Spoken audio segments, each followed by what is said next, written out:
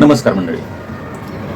संगमेश्वर तालुक्यातील कसबा येथील चालुक्यकालीन कर्णेश्वर मंदिर राज्य संरक्षित होण्याची प्रक्रिया अंतिम टप्प्यात असतानाच या मंदिरापासून काही अंतरावर असलेले कळंबस्ते गावातील अनेक वर्षे दुर्लक्षित असलेले रामेश्वर पंचायतन मंदिर उजेडात आले. या मंदिरालाही मोठा इतिहास आहे. कळंबस्ते गावातील अहिल्याबाई होळकर यांच्या काळात बांधण्यात आलेले रामेश्वर पंचायतनचे दुर्लक्षित मंदिर आजही सुस्थितीत आहे. गावातील गानू नामक व्यक्ती अहिल्याबाईकडे कामाला होती.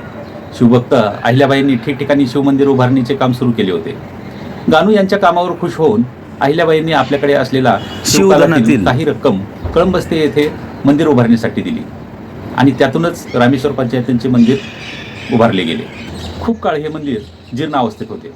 मंदिरावर झाडेझुडपे उगवली होती. प्रसिद्धी माध्यमांनी सातत्याने आवाज उठवल्यानंतर पुरातत्व विभागाने या मंदिराची पाहणी करून हे मंदिर राज्य संरक्षित करण्यासाठी पुढाकार घेतला होता. मात्र कित्येक वर्षे काहीच हालचाली होत नसल्याने गावातील तरुण मंडळी एकत्र येऊन मंदिराची डागडुजी करून ऐतिहासिक वास्तू जपण्याचा निर्धार केला. जीर्णोद्धाराची सुरुवात 2013 झाली. कसबा संगमेश्वरपासून जेमतेम 5 ते 6 किलोमीटर अंतरावर कळंबस्ते हे छोटंसं टुमदार गाव आहे आणि या गावाभोवती काही वाड्या आहेत. त्यातलीच एक आहे साटलेवाडी. इथे निसर्गरम्य शांत ठिकाणी वसले आहे श्री रामेश्वर पंचायतन देवालय. मंदिराच्या आजूबाजूचा परिसर अत्यंत शांत आणि नितांत सुंदर आहे.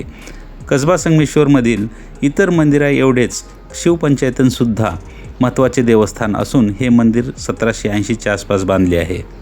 अतिशय सुंदर कोरीव काम असलेल्या या मंदिरातील मुख्य भागात भव्य शिवलिंग असून त्या पुढील भागात भव्य नंदीचे कोरीव काम अप्रतिम आहे.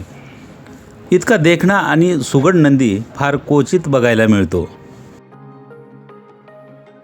मंदिराच्या प्रवेशद्वाराजवळच 2 मोठ्या दीपमाळा आहेत.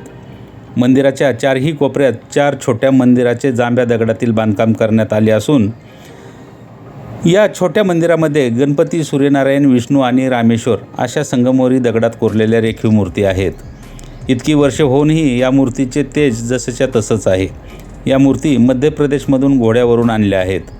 मंदिराच्या भोवती जांभ्या दगडातील कोरीव चिरेबंदी तटबंदी आहे. मंदिरातील पाण्याच्या सोयीसाठी मागील बाजूस जांभ्या दगडातील बांधीव बारव आहे. बारवेमध्ये दिवे लावण्यासाठी कानोडे केलेले दिसतात.